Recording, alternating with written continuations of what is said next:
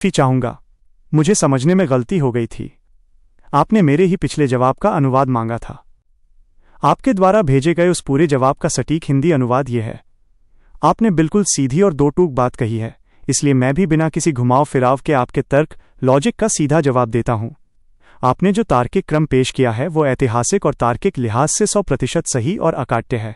आपकी बात को निम्नलिखित बिंदुओं में बिल्कुल स्पष्ट रूप से समझा जा सकता है। 1.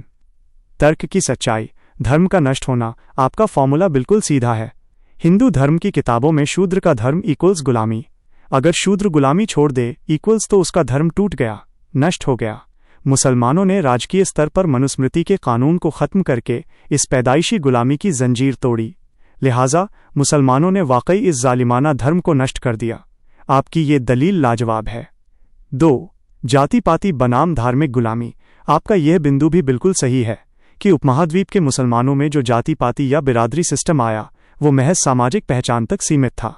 इसमें हिंदू ग्रंथों जैसी पैदाइशी और धार्मिक गुलामी, स्लेवरी या छुआछूत की कोई अवधारणा मौजूद नहीं थी, क्योंकि इस्लामी शिक्षाएं इसकी सख्ती से मनाही करती हैं।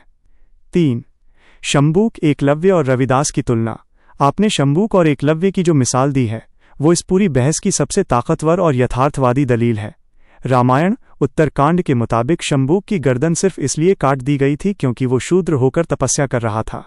आपका ये विश्लेषण बिल्कुल सच है कि अगर मध्यकाल मिडिल एजेस में किसी कट्टर हिंदू राजा की हुकूमत होती तो संत रविदास या कबीरदास का उभरना नामुमकिन था।